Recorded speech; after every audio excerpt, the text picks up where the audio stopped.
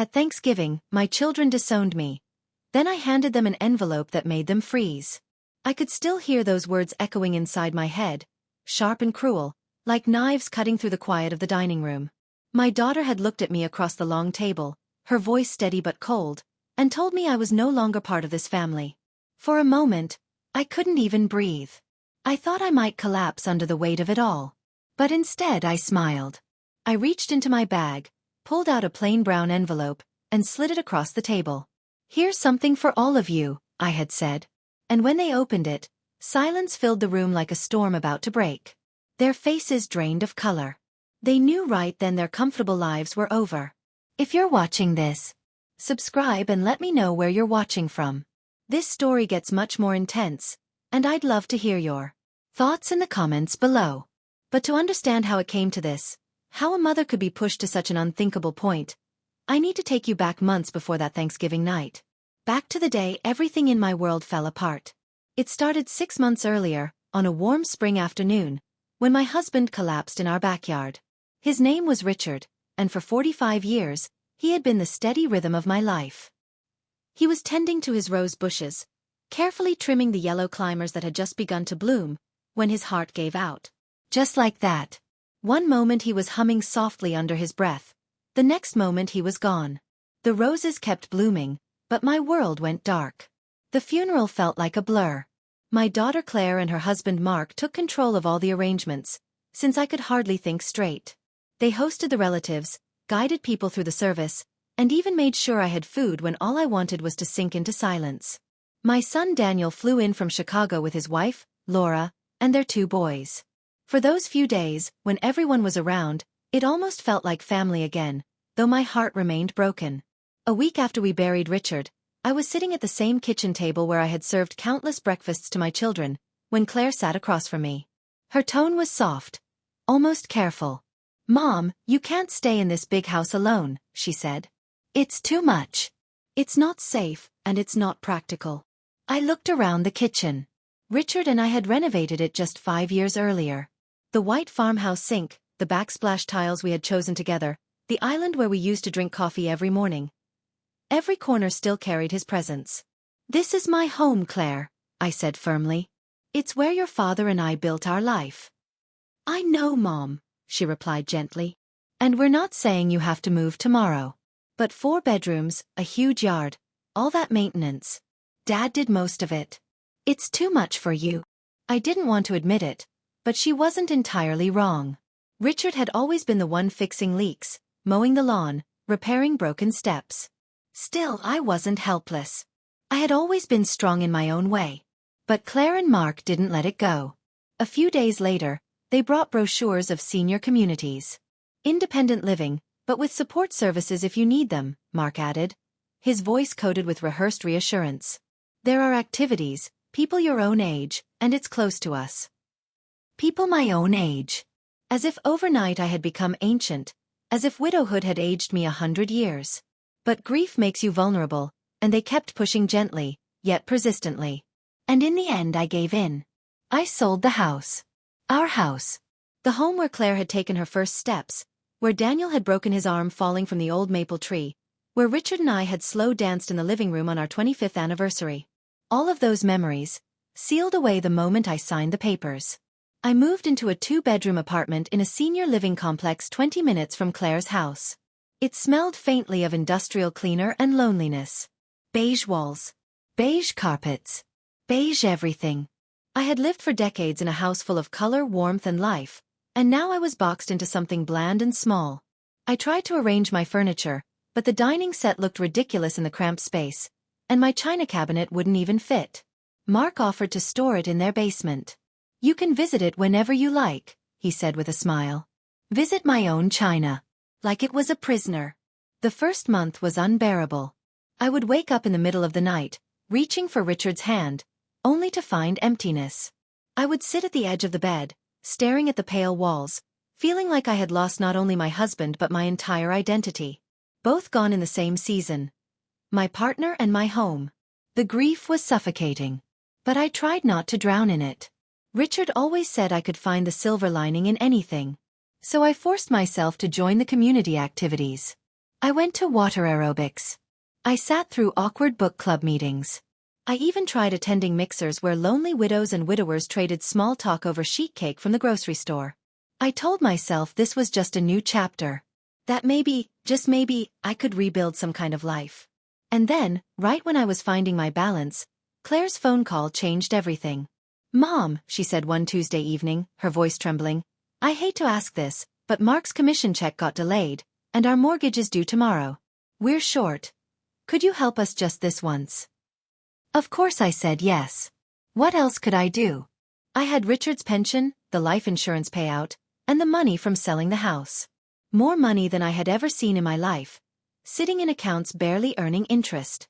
"How much do you need, honey?" I asked. "Just enough to cover the mortgage. $3,200. I'll pay you back as soon as Mark's check clears." I transferred the money that night. It was quick, easy, painless. And I didn't know it then, but that single transaction was the start of something that would tear my family apart. Claire's promise to pay me back never came true.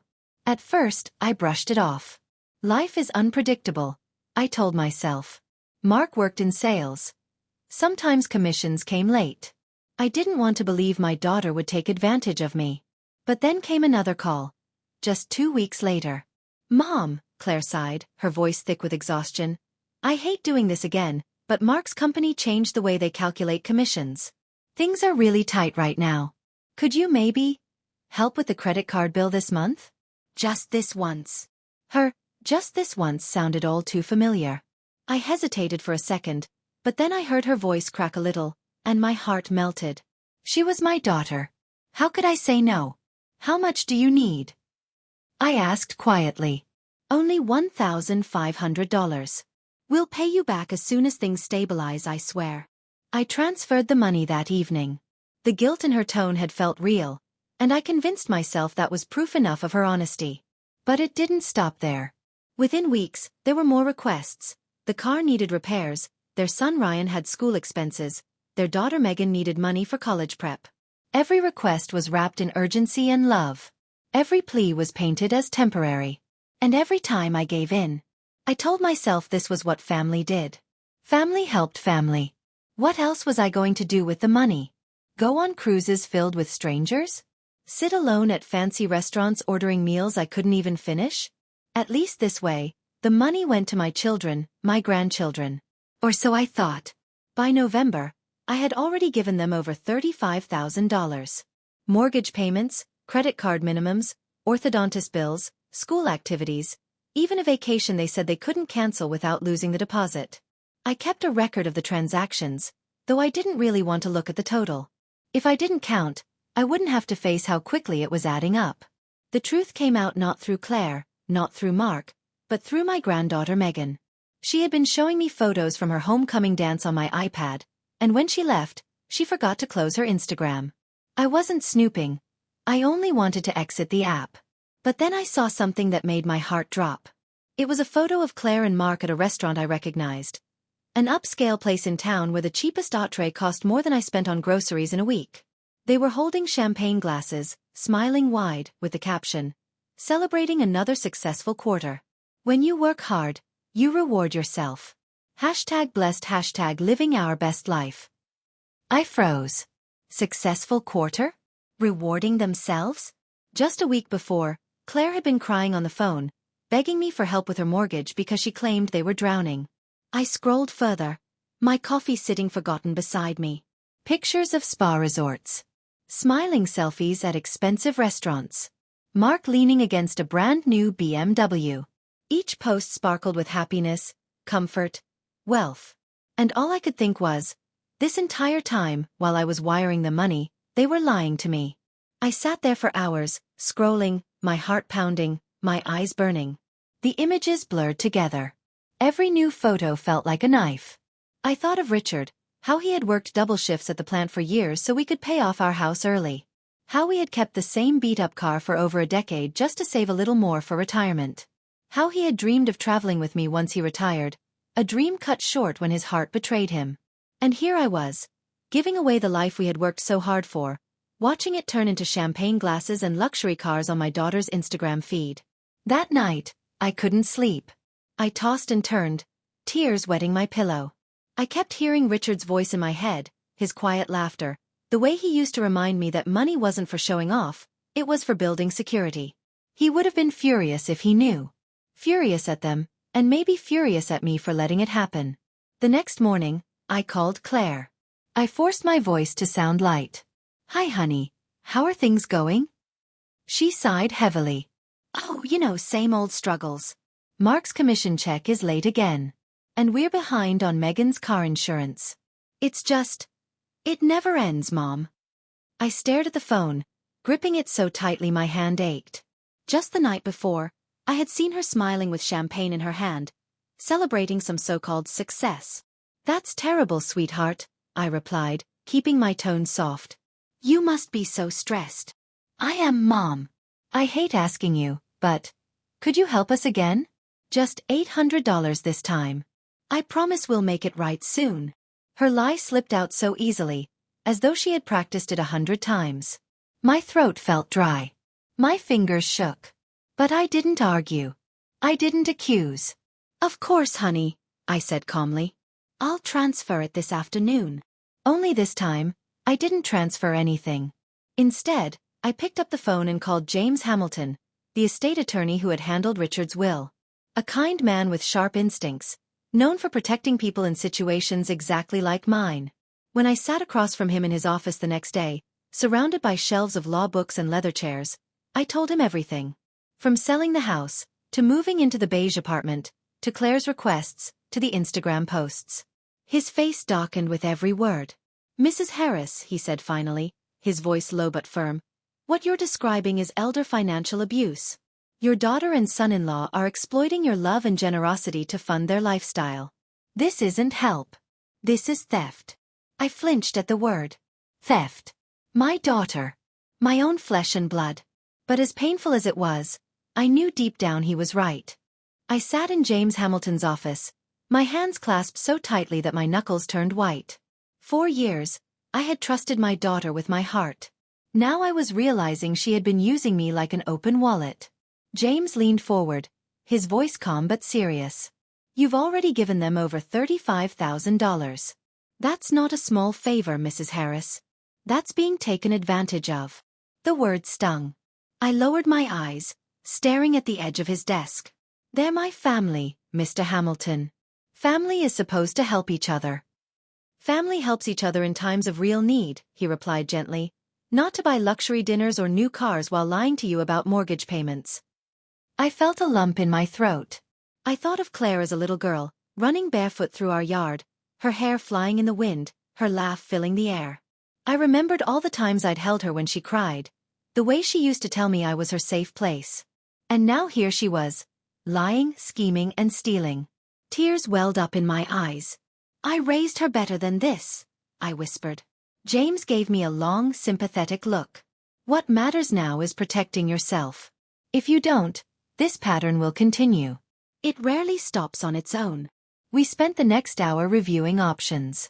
James suggested I open new accounts that Claire and Mark didn't know about, move some of my money to safer places, and start documenting everything.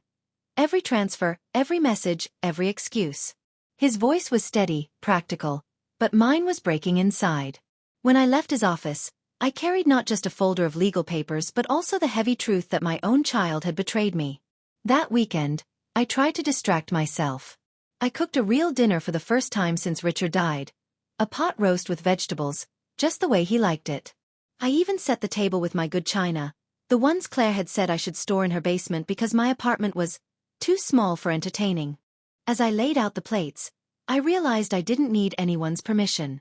This was my home, small or not, and I could damn well eat on my own china if I wanted to. But just as I was carving the roast, the phone rang. Of course it was Claire. "Mom," she began, her voice sugar-sweet, "I'm so sorry to bother you. Did you forget to send the money for Megan's insurance?" I closed my eyes, steadying myself. "No, honey," I said softly. "I didn't forget." There was a pause. "Oh. Well, could you send it tonight? The payment is due tomorrow morning." I let out a breath. "Claire, I've been thinking. Maybe you and Mark should consider financial counseling. There are programs that help families manage their budgets. Silence stretched across the line. I could almost hear her frown. Finally she spoke, her tone sharper than before. Mom, we don't need counseling. We need temporary help until Mark's job stabilizes. It's been 4 months, I said quietly. That doesn't sound temporary. Her voice cracked with irritation. So you're saying you won't help us? I'm saying you need to find another way, Claire. I can't be your solution forever. There was another pause, longer this time. When she spoke again, her voice was cold. Fine.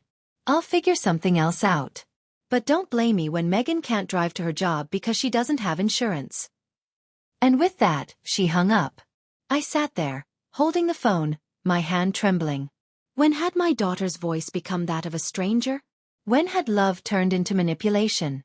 The next few weeks were tense. Claire called less often, and when she did, her tone was clipped, distant. She didn't ask for money outright anymore, but she made sure to drop hints. Megan's college applications. Ryan's basketball fees. The furnace that needed fixing before winter. Every conversation carried the weight of guilt, as though she wanted me to feel responsible for their struggles. But by then, I was already working with James. Together, we built what he called financial firewalls. I moved my savings into a bank account at a new institution, one Claire didn't know about. I placed important papers in a safe deposit box. I even shifted some of my investments into accounts she could never touch. You're doing the right thing, James reassured me. Most people wait until it's too late. At least you're protecting yourself now. I nodded, though my chest still ached. Protecting myself from strangers was one thing. Protecting myself from my own child, that was something I never imagined I'd have to do. James told me stories of other clients who had faced the same nightmare. An elderly woman whose son forged her signature to steal her house. A man whose daughter-in-law drained his savings before filing for divorce. Horror stories that made my situation look small by comparison. But it didn't feel small to me. It felt like my whole world was cracking. The holidays were approaching, and James warned me that this was when things would likely escalate. Families expect financial help around Christmas, he said. If you set boundaries now, you'll save yourself a lot of heartache later. That night, I lay awake staring at the ceiling of my beige apartment. Last Christmas, Richard and I had given Claire's family $5,000 to make the holidays special. This year, they'd probably expect even more. The thought made my stomach turn. I knew I couldn't keep playing their game. I had to make a choice. Would I keep saving them from their own irresponsibility, or would I finally save myself? For the first time in months, I felt a small flame of strength inside me. But I also knew a storm was coming. The closer it got to the holidays, the heavier my chest felt. Thanksgiving was supposed to be a time for gratitude, family, and warmth. But instead, it became a countdown to the moment I knew Claire and Mark would come after me again. The call came on a Monday night in early November. I remember sitting at my small dining table, sipping lukewarm tea, when the phone lit up with Claire's name. My stomach dropped before I even answered. Mom, she said, her voice trembling. I need to tell you something, but you have to promise you won't get angry. My grip tightened on the phone. Every parent knows those words mean nothing good follows. What's wrong, sweetheart? Her breathing was shaky. Mark's company is going through restructuring. He might lose his job. And even if he doesn't, they're cutting his territory in half. His income is dropping by nearly 40%. Oh, Claire. My heart sank. Despite everything, losing a job right before the holidays was devastating news. I'm so sorry. That's awful. Yeah, she whispered, then hesitated. But that's not all, Mom. There's something I should have told you months ago. When we asked you to help with the mortgage, it wasn't just a temporary issue. We've actually been behind for almost a year. If we don't catch up, we'll lose the house. The words hit me like a slap. Behind. For how long? 6, maybe 7 months, she admitted quietly. But if we can pay around $25,000 to catch up, the bank said they'll work with us. Mom, we can't lose the house. Megan will have to change schools in her junior year. Ryan's basketball team is here. If we move, everything falls apart. I sat frozen, staring at the beige wall in front of me. My ears buzzed. $25,000? On top of the nearly $40,000 I had already given them? Claire, I said softly, forcing my voice to stay calm, I need to think about this. Her tone instantly hardened. We don't have much time, Mom. The foreclosure notice gives us 2 weeks. 2 weeks to save our home. Please, I'm begging you. I hung up the phone that night and collapsed onto my couch. My body shook with sobs I couldn't hold back anymore. I cried until I couldn't breathe. Until my chest ached. I hadn't cried that hard since Richard's funeral. When I finally stopped, I wiped my face, picked up the phone again, and called James Hamilton's emergency line. He answered on the second ring, his calm voice anchoring me. Mrs. Harris, are you all right? No, I whispered. They're about to lose their house. They want me to bail them out again. This time, $25,000. There was silence on his end, then a heavy sigh. Did they tell you they were already behind when they first asked you for help? Yes. They admitted it tonight. Then, Mrs. Harris, this isn't just manipulation. It's fraud. They took money from you under false pretenses, pretending they needed current help when they knew they were already in foreclosure. Fraud. The word felt like acid in my mouth. My daughter. My own blood. What happens if I say no? I asked, my voice breaking. They'll probably lose the house, James said honestly. They'll have to rent somewhere else. Maybe in another school district. Your grandchildren's lives will be disrupted, but they'll adapt. And what happens if you say yes? You'll lose another $25,000 with no guarantee they won't be back in 6 months, asking for more. You'd be feeding a pattern that will only get worse. I pressed the phone against my chest and closed my eyes. He was right. Deep down I knew it. But knowing something and feeling it are two very different things. James's voice softened. Mrs. Harris, Thanksgiving is next week. If I had to guess, your daughter is setting up to pressure you at the holiday table. She'll expect you to say yes in front of everyone. My stomach knotted. Thanksgiving, the holiday Richard and I had hosted for 20 years before Claire insisted on taking over. The holiday meant to be about gratitude and family. Now it felt like a trap. What would you do, Mr. Hamilton? I asked, my voice trembling. He paused, then said carefully, if it were my daughter, I'd protect myself. I'd let them face the consequences of their choices. But I understand when it's family, that's easier said than done. After I hung up, I sat in the quiet of my apartment. I picked up the photo of Richard and me on our 40th anniversary. We were laughing at something silly, holding each other so close. He had been so proud when we paid off our home early. He had worked his entire life to build security for us in our old age. And now, here I was, watching that security slip through my fingers because I couldn't say no to our daughter. If Richard were here, what would he tell me to do? I think I already knew. But I wasn't ready to face it. Not yet. For the next week, I went through the motions. I bought groceries, I folded laundry, I read books I couldn't focus on. But in the back of my mind, the clock was ticking. And then, just days before Thanksgiving, Megan called me directly. Her voice was hesitant, almost secretive. Grandma, can I ask you something? Of course, sweetheart. What is it? Are Mom and Dad having money problems? They keep whispering, and they look so stressed. But when I asked, Mom said you couldn't help me with my college applications because you're on a fixed income now. And then I saw Dad's new golf clubs. They cost like $3,000. I looked them up online. I pressed my hand over my mouth, trying to keep my emotions from spilling into my voice. My granddaughter was smart. She had noticed what her parents wanted to hide. At that moment, something inside me hardened. I realized I wasn't just protecting myself anymore. I was protecting her too. I knew then. Thanksgiving would not go the way Claire and Mark expected. Thanksgiving morning arrived gray and cold, the kind of day that carried a weight in the air. I stood in my small apartment kitchen, staring at the casserole dish in front of me.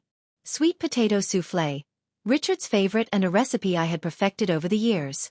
I had made it every Thanksgiving since the children were small. I told myself I was preparing it out of tradition, but the truth was different. It wasn't just food. It was my weapon, my shield, and hidden beside it on the counter was a manila envelope that would change everything. As I placed the dish into the carrier, my hands trembled. My chest felt heavy. I looked around the apartment. The beige walls, the tiny table, the loneliness. Richard should have been here, teasing me for overbaking the marshmallows like he used to. Instead, I was heading into battle alone. When I arrived at Claire's house, the warmth of the colonial-style home hit me. The smell of turkey filled the air, children's laughter echoed from upstairs, and everything looked picture-perfect. Claire opened the door with a wide smile and hugged me tightly. Too tightly. "Mom, you look wonderful. That color is perfect on you," she said. The compliments came fast. Too fast. Mark appeared almost instantly, holding out a glass of wine. "Margaret, so good to see you. Settling into the apartment all right?" His smile was big, but his eyes flickered nervously.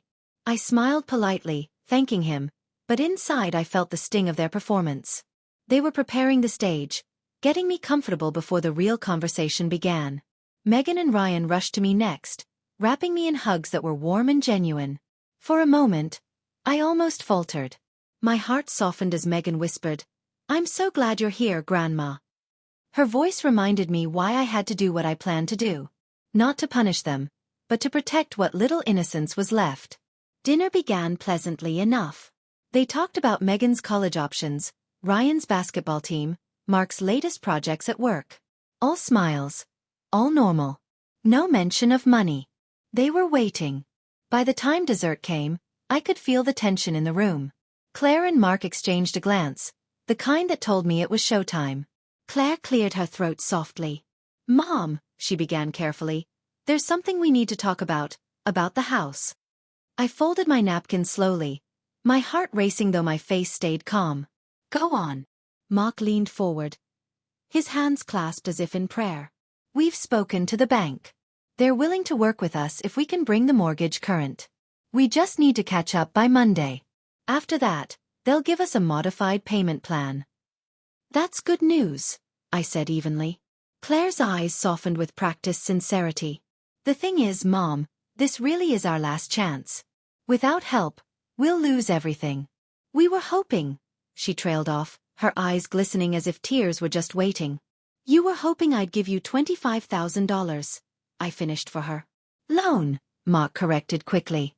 "We'll pay you back with interest." I reached down slowly, almost theatrically, and pulled the manila envelope from my bag. My hands didn't shake anymore. My decision was already made. I placed it in the center of the table. "Actually, I brought something for all of you." Claire blinked in surprise, her lips parting with relief. "Oh, Mom, you didn't need to." "Open it," I said firmly. She reached inside, pulled out the stack of papers, and her expression changed in an instant. Confusion. Shock. Fear. She flipped through the documents, her fingers trembling. "What is this?" she whispered. "Documentation of every lie you've told me these last 4 months," I replied, my voice steady. "Every bank transfer. Every Instagram post. Every bill you claimed you couldn't pay." Mark's face drained of color. "Margaret, I think there's been some misunderstanding." "No misunderstanding," I interrupted sharply. "You took $37,800 from me while claiming financial hardship. And while your mortgage went unpaid, you spent my money on restaurants, vacations, and golf clubs." Claire's hands shook. "Mom, you're taking this out of context." "Really?" I raised an eyebrow. "What context makes it acceptable to lie to your widowed mother about needing help with mortgage payments when you're already 7 months behind?" Megan's chair scraped against the floor as she pushed back, her eyes wide. "Is this true? Have you been lying to Grandma?" "It's complicated, sweetheart," Mark tried to explain, but his voice was hollow. "No," I said firmly, standing now. "It's not complicated. It's fraud. And it stops tonight." That was when Claire broke. Her face twisted with anger and desperation. Her voice shook, but her words were sharp as glass. "Fine. If that's how you feel, then we've decided to cut you out of this family." The room went still. Megan gasped, covering her mouth with her hands. Ryan stared at his mother in disbelief. Mark looked like he wished he could disappear. And me? I laughed. Not a bitter laugh. Not even a sad one. A laugh of pure clarity. Months of guilt, manipulation, and lies had built up inside me, And finally, it all broke free. "Well," I said calmly, reaching back into the envelope, "in that case, you'll definitely want to see the rest of this." I slid another stack of papers onto the table. "This is the report from the private investigator I hired last week. It documents every purchase, every lie, every photo cross-referenced with your bank statements. And this," I tapped another page, "is the complaint I filed with the State Attorney General's Office for Elder Financial Abuse." The silence that followed was deafening. Claire's hands trembled as she flipped through the pages, her face pale. Mark's jaw clenched, his eyes darting to the kids. "You can't do this," Claire whispered, her voice breaking. "We're your family." I looked at her, my own daughter, tears blurring my vision. Family doesn't steal. Family doesn't lie. Family doesn't use love as a weapon. For the first time I felt strong. Stronger than I had in months. And as I stood there, staring at their shocked faces, I knew Thanksgiving would never be the same again. The silence at that table stretched on so long I could hear the faint hum of the refrigerator in the next room. Claire's hands shook as she shuffled through the papers, her lips moving but no sound coming out. Mark's face had gone from pale to gray, his jaw tightening as if he could hold everything together by force alone. Finally, Mark found his voice. "Margaret, listen. This isn't what it looks like." I leaned forward, my eyes locked on his. "It looks like betrayal, Mark. Months of it. Lying to me, stealing from me, and then standing here pretending it's all one big misunderstanding." Claire's eyes filled with tears. "Mom, please, you're making it sound worse than it is." "Worse." My voice broke into a sharp laugh. "I sold my home. I moved into a shoebox apartment because you convinced me it was safer. I've been eating off TV trays and staring at beige walls while wiring you tens of thousands of dollars. And you want me to believe it's not as bad as it looks?" Megan's voice cut in, trembling. "Mom? Dad? Is she telling the truth? Did you really lie?" Claire tried to reach for her daughter's hand, but Megan pulled back. Her eyes were glassy with shock, betrayal written all over her young face. Ryan stared at his parents like they were strangers, his fork frozen in midair. "Sweetheart," Claire pleaded, "it's not that simple. We made some mistakes." "Mistakes?" My voice rose. "You told me you couldn't afford Megan's application fees while you were posting photos of $200 dinners. You said you were struggling with bills while you bought golf clubs worth more than my car. That's not a mistake, Claire. That's a choice." Mark slammed his hand down on the table, rattling the silverware. "You don't understand. The pressure, the bills, the expectations." "No, Mark." I cut him off, my voice low but firm. "I understand more than you think. I lived a life where every penny mattered. I watched Richard work himself to the bone so we could pay off our house early, so we wouldn't have to depend on anyone. I know what sacrifice looks like. And I know what greed looks like too." Claire buried her face in her hands, sobbing. "Mom, please. If you go through with this, we'll lose everything. The house, our credit, our reputation. The kids will have to change schools. You'll never see us again. Is that what you want?" Her words pierced me like knives. Never see us again. The thought of losing my grandchildren felt unbearable. But I looked across the table at Megan and Ryan. Their wide, tearful eyes told me they already knew the truth about their parents. The real question was whether I could keep enabling this cycle, or if I had to finally end it. I took a deep breath, my chest aching. Family isn't supposed to be leverage, Claire. You don't get to dangle my grandchildren in front of me like bargaining chips. You chose to lie. You chose to steal. And now you're trying to blame me for holding you accountable." The room was so still it felt like the air had been sucked out of it. Mark's voice cracked with anger. "You vindictive old woman. Do you have any idea what you've just done? You've ruined us." I stood slowly, my chair scraping against the floor. "No, Mark. You ruined yourselves. I just stopped paying for the show." Claire's tears turned into fury. "If you walk out that door, Mom, don't expect us to ever forgive you." I picked up my purse, sliding the strap over my shoulder. My eyes met Megan's for a long moment. She looked so broken, torn between loyalty and truth. My heart softened. I bent down slightly and touched her hand. "Sweetheart, in 2 years you'll be 18. You'll be old enough to decide what kind of family you want.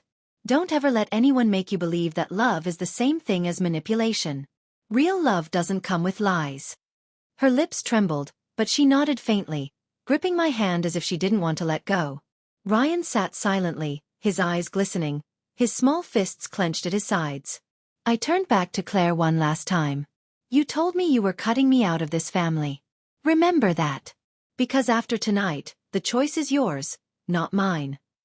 And with that I walked out. The next morning, my phone began ringing before the sun even came up. First it was Claire, sobbing hysterically. Then Mark, his voice a storm of rage and desperation.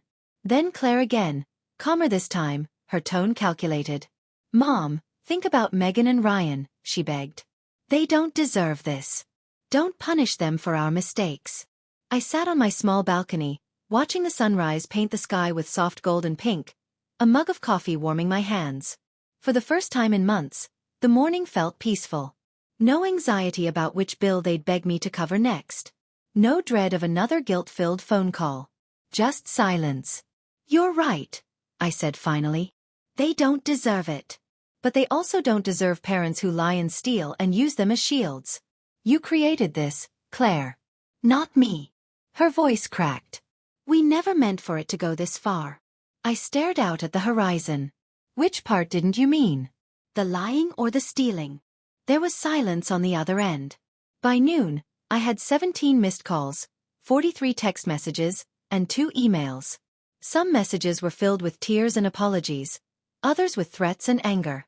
Not once did I respond. At 2 o'clock, James Hamilton called. His tone was calm, but his words carried weight. Mrs. Harris, I've been contacted by an attorney representing your daughter and son-in-law. They want to discuss a settlement. What kind of settlement? I asked quietly. Full restitution of the money they took from you. In return, you'd agree not to pursue criminal charges. I let out a bitter laugh. So they think they can buy me off with the money they stole, as if giving it back suddenly erases the lies? James paused. They're desperate. But this is leverage and you hold it. The question is, do you want the money, or do you want justice? I looked around my apartment. At the photo of Richard on the wall. At the half-empty casserole dish from Thanksgiving still sitting in my fridge. At the pile of unopened letters I had been too tired to read. I want my self-respect back, I whispered. James's voice softened. Then maybe this is the moment you finally take it. That night, as I lay in bed, I thought of Richard again. He used to tell me the hardest part of being a parent wasn't catching your kids when they fell. It was knowing when to let them hit the ground, so they could learn to stand on their own. It had taken me 68 years to finally understand. And as the darkness settled around me, I realized one thing clearly. Thanksgiving hadn't been the end of my story. It was the beginning of taking my life back. The settlement meeting was scheduled for the following Tuesday at James Hamilton's office. I barely slept the night before. My mind kept replaying every moment from Thanksgiving. Claire's trembling hands, Megan's wide eyes, Mark's angry outburst. I wondered if Richard had been watching somehow, and what he would have thought of the way I finally stood up for myself. When I walked into James's office the next day, I felt smaller than usual, like the walls themselves were pressing in on me. The shelves lined with books, the certificates framed in dark wood, everything carried weight. James gave me a reassuring nod as he guided me to my chair. A few minutes later, Claire and Mark arrived with their attorney, Richard Price. He was polished, dressed in a sharp suit, his silver tie catching the light. The kind of lawyer who specialized in smoothing over white-collar scandals. Claire looked worn down, her usual elegance replaced by smudged mascara and tired eyes. Mark had lost weight, dark circles carved beneath his eyes. For the first time I felt a strange sense of power. They didn't look like the strong ones anymore. Price began with a professional smile. Mrs. Harris, my clients acknowledge there may have been misunderstandings regarding financial assistance. But to escalate this into criminal charges against your own daughter seems extreme. Surely you don't want to tear your family apart. James didn't even lift his gaze from his notes. Your clients committed elder financial abuse, Mr. Price. There are bank transfers, text messages, even social media evidence. That's not a misunderstanding. That's fraud. The word hung heavy in the air. Claire flinched. The money was given freely, Price pressed on, by a mother wanting to help her family.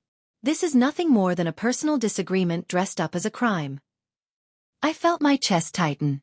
I leaned forward, my voice steady but filled with fire. Do you want to know what this is, Mr. Price? For months, every time I questioned Claire, she told me to think about my grandchildren. Every request came wrapped in guilt. While they spent my money on luxuries, my granddaughter was told I was too poor to help her with college applications. Tell me, is that just a misunderstanding too? For the first time, Price faltered. His polished expression cracked just slightly. Claire broke into tears. Mom, please. I'm sorry. I know I hurt you. We never meant for it to spiral like this. I looked at her, the same daughter who once brought me dandelions as if they were roses. My heart ached, but I didn't let it show. You're sorry you got caught, Claire. That's all. Mark's jaw tightened. His voice was sharp. We don't even have the money to pay back what she wants. She's asking for the impossible. James looked up finally, his glasses glinting. Then you'll make payments. Monthly. And if you fail, the criminal complaint will be reinstated. Claire turned to me desperately. Mom, can't we just fix this? Can't we rebuild our relationship? I shook my head slowly. That ship sailed the moment you threatened to cut me out of the family to force my hand. This isn't about rebuilding a relationship anymore. This is business. And business requires accountability. The room went cold. Claire sobbed into her hands. Mark stared down at the table. I leaned forward again, my voice calm. Here's my offer. Full restitution of the $37,800 you took. A written apology acknowledging what you did. And 6 months of mandatory financial counseling. In return, I won't pursue criminal charges. Price's mouth twitched.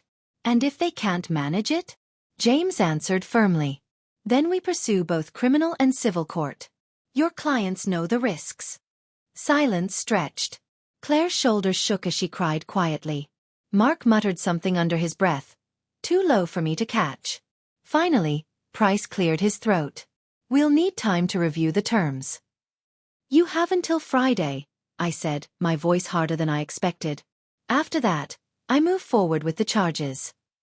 As they gathered their papers and began to leave, Claire stopped at the door. Her face was blotchy, her mascara smeared, her eyes searching mine. Mom, she whispered. I really am sorry. I know you don't believe me, but I am. I looked at her for a long moment. Memories of her childhood flashed in my mind. Her laughter, her scraped knees, her dreams. And now here she stood, broken in a way I couldn't fix.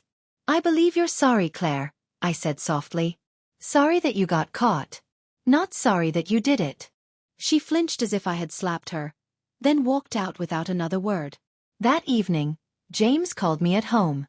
His tone was thoughtful. Mrs. Harris, I need to ask you something, and I want your honest answer. If they don't agree to the settlement, are you truly willing to send your daughter to jail? I stared at the photo of Richard on my nightstand. He was smiling, holding me close on our 40th anniversary, his eyes filled with pride. I thought of his sacrifices, of the years he spent working overtime so we could live without fear in our later years. I thought of the promises we made to each other, to never waste what we had built. I drew a long breath. James, if a stranger stole $40,000 from me, would you even ask me that question? No, he admitted quietly. Then there's your answer, I whispered. When I hung up the phone, I sat in the stillness of my apartment. For the first time in months, I felt the weight beginning to lift from my chest. It wasn't gone, not yet, but it was shifting. Richard's voice echoed in my memory, gentle and steady. Sometimes love means catching them when they fall. And sometimes it means letting them hit the ground so they'll finally learn.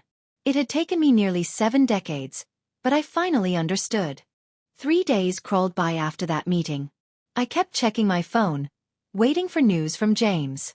Every vibration made my heart race, but most of the time it was nothing more than telemarketers or newsletters I had forgotten to unsubscribe from.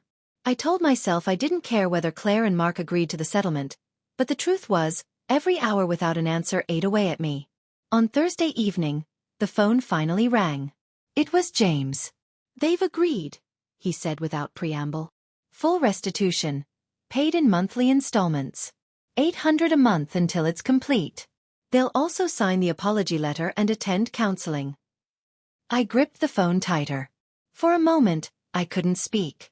A flood of relief and sorrow tangled inside me. So, that's it. For now, James said gently. The civil complaint will stay active until they finish paying. If they default, we'll reopen criminal charges. You hold the power now, Mrs. Harris. I nodded slowly, though he couldn't see me. Thank you, James. For everything. After I hung up, I sat at my kitchen table staring at the beige walls. I thought I'd feel triumphant, but instead I felt hollow. My own daughter was paying me back like I was a bank. And though I had won in one sense, in another, I had lost something I could never get back. That night, Claire called. Her voice was small, almost childlike. Mom? It's me. I didn't answer right away. Finally, I said softly, What do you want, Claire? I wanted to thank you for giving us a chance to fix this. I know I don't deserve it, but... You're right, I interrupted. You don't. The silence on the line stretched long. I could almost hear her swallow. I don't expect you to forgive me. But I hope, one day, we can be a family again. I closed my eyes, tears pricking at the corners. Claire, you already made your choice when you told me I was cut out of the family. Do you remember those words? I do. They're carved into me now.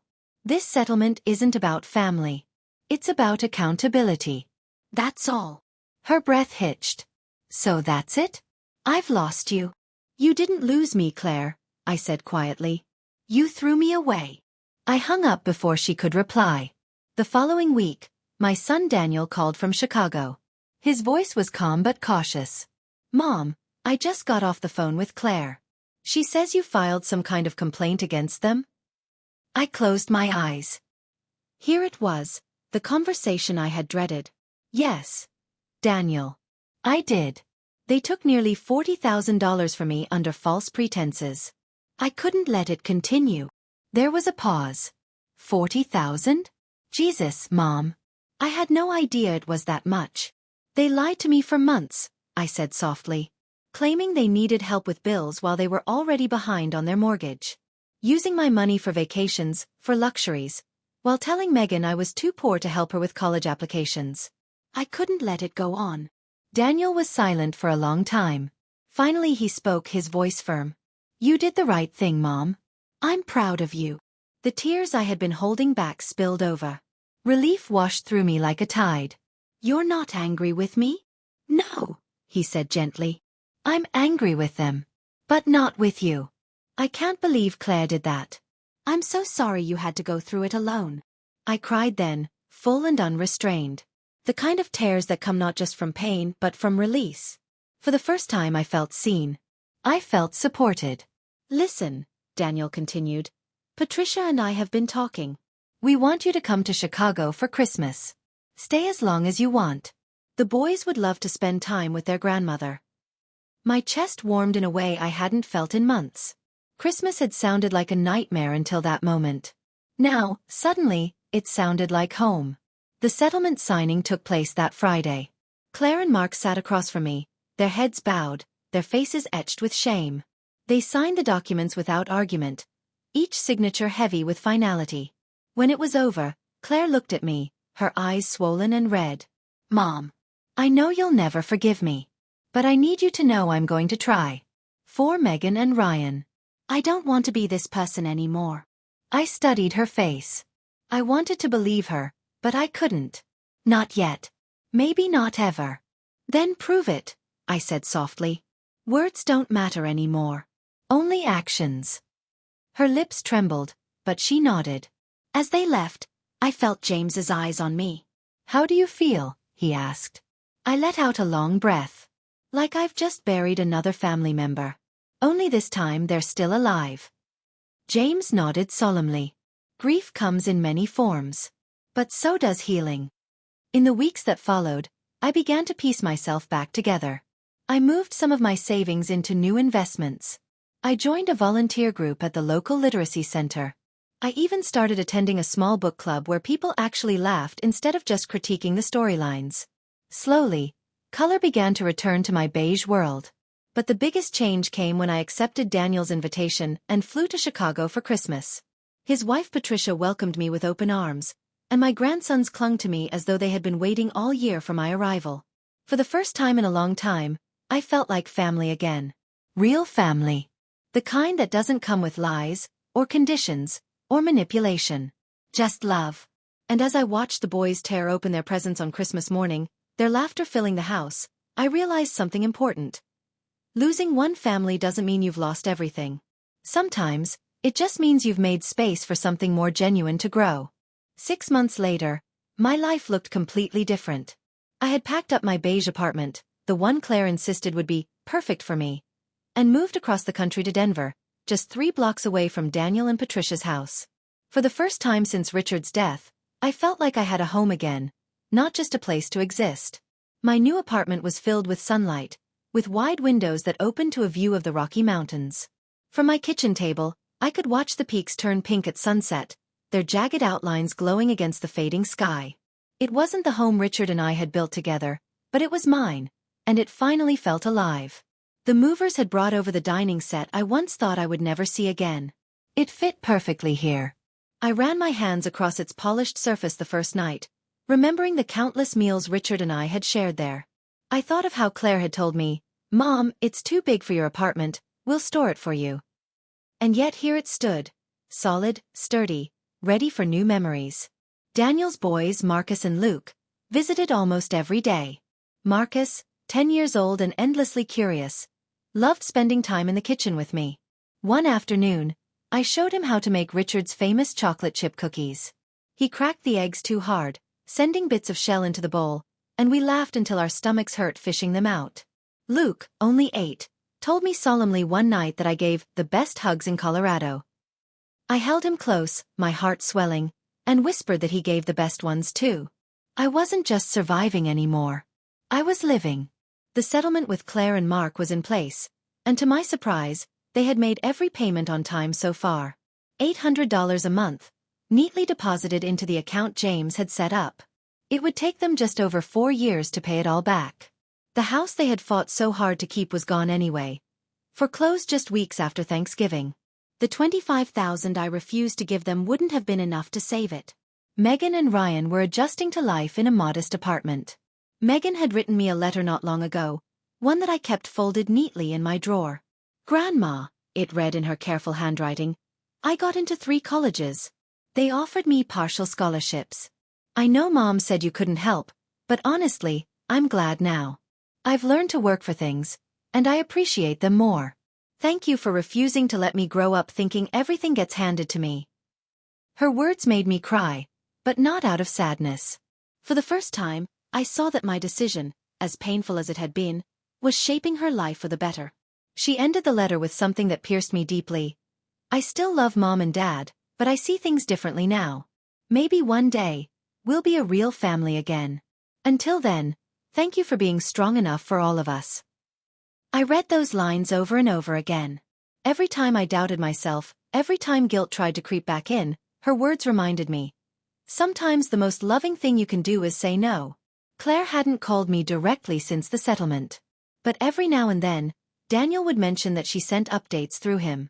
According to him, she and Mark had been attending financial counseling as part of the agreement. Later, Megan mentioned in her letter that they had even joined Gamblers Anonymous. Apparently, Mark's commission delays hadn't been delays at all. They were excuses for money he had lost betting. The expensive dinners and luxury items weren't celebrations of success, but desperate attempts to maintain appearances while their lives unraveled. I felt a pang of sadness when I heard it. Sadness for the little girl Claire had once been, for the mother she could have been, and for the choices that had led her here. But I didn't feel guilty anymore. Not even a little.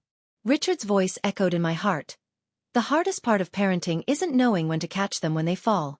It's knowing when to let them hit the ground. 4 months, I had been catching Claire. I had been cushioning every fall, covering every mistake, shielding her from consequences. And in doing so, I had almost destroyed myself.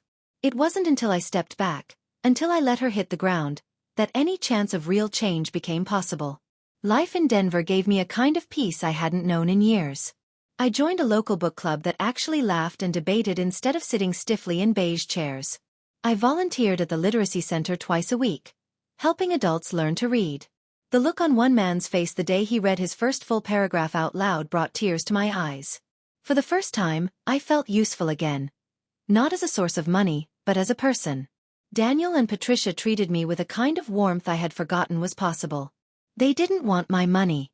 They wanted me. Patricia often invited me to Sunday dinners, where we all squeezed around their big wooden table, passing bowls of mashed potatoes and laughing about nothing in particular.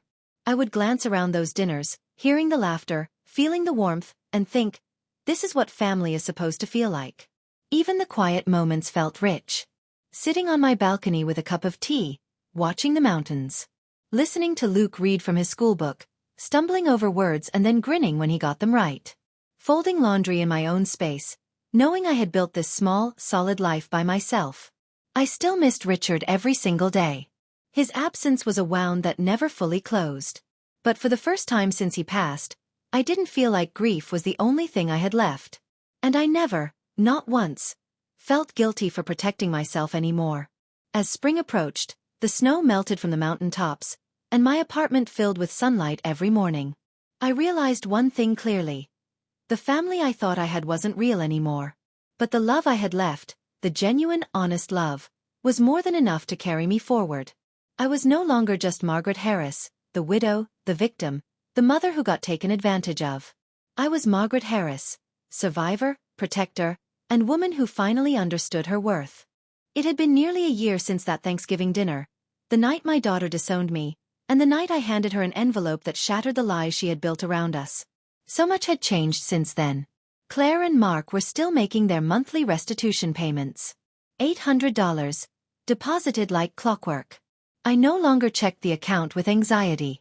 It wasn't about the money anymore. It was about the principle.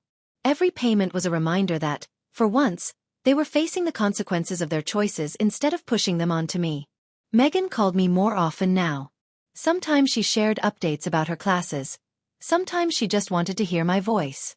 She had blossomed into a young woman who was learning the value of independence, who no longer expected the world to hand her everything. In one of her recent calls, she said softly, "Grandma, I'm working part-time and saving for college. It feels good to do something on my own." I smiled through tears. "I'm proud of you, sweetheart. You're stronger than you realize." Ryan, too, had adjusted. When we talked on the phone, he told me about his basketball games, his new friends, his plans to try out for varsity next year. His voice carried the easy confidence of a boy who hadn't been completely broken by the chaos of his parents' mistakes. As for Claire, she still hadn't reached out directly. Daniel told me she asked about me sometimes, but she didn't dare call. Maybe she was ashamed. Maybe she was angry. Maybe both. I no longer waited for her apology. I no longer longed for her approval. I had given her enough of myself already. Life in Denver had given me back pieces of myself I thought I had lost forever. I spent my mornings walking around the neighborhood, watching the seasons change. In spring, the air smelled of blossoms. In winter, snowflakes glittered in the streetlights. I spent afternoons volunteering at the literacy center, watching grown men and women light up as they read their first sentences aloud. Evenings were often filled with laughter at Daniel's house, where Patricia always made too much food, and the boys argued over who got the last roll. I found myself smiling again, really smiling, the kind that reaches your eyes. One evening, after dinner at Daniel's, Marcus came up to me with a serious expression. "Grandma," he asked, "why don't we see Aunt Claire and Uncle Mark anymore?" The question caught me off guard. For a moment, my heart tightened. But then I took a deep breath and crouched down to his level. "Sometimes, sweetheart," I said gently, "people make choices that hurt others. And when they do, we have to protect ourselves. That doesn't mean we stop loving them, but it does mean we stop letting them hurt us." He frowned, thinking hard, then nodded slowly. "So you're protecting yourself?" "Yes," I whispered, stroking his hair. "And one day, I hope your aunt and uncle learn to protect themselves too. But until then, I have to be strong." His little arms wrapped around me, holding me tight. "You are strong, Grandma. Stronger than anyone." My throat tightened with emotion. Out of the mouths of children often come the truths we most need to hear. One quiet night, Sitting on my balcony with a cup of tea, I thought about Richard. I imagined him sitting beside me, the way he used to, humming softly under his breath. I pictured his smile, his gentle hands. And for the first time since he passed, the memory didn't crush me with grief. It comforted me. "I did it, Richard," I whispered into the night air. "I finally stood up. I finally stopped letting them use me. I think you'd be proud." The stars above seemed to glitter brighter, as if he had heard me. Looking back now, I realize the greatest lesson I learned through all of this wasn't about money. It wasn't even about betrayal. It was about boundaries. Love without boundaries isn't love. It's surrender. It allows people to take and take until there's nothing left. And sometimes the most loving thing you can do is say no. I used to think being a good mother meant giving everything of myself, no matter the cost. But now I know, being a good mother, a good grandmother, even a good human being, sometimes means protecting yourself so you have something left to give. Claire and Mark may never forgive me. They may never thank me. But Megan will grow up stronger because of it. Ryan will learn responsibility because of it. And I will live the rest of my days knowing I finally honored the sacrifices Richard and I made. If you've listened to my story this far, I want you to take this with you. Never let guilt blind you to the truth. Never let love become an excuse for abuse. And never be afraid to protect your own worth, even from the people closest to you. Especially from them. Because family isn't about blood. It's about respect, honesty, and love that doesn't demand a price tag. I lost a daughter the night of Thanksgiving. But I found myself. And in the end, that's what saved me.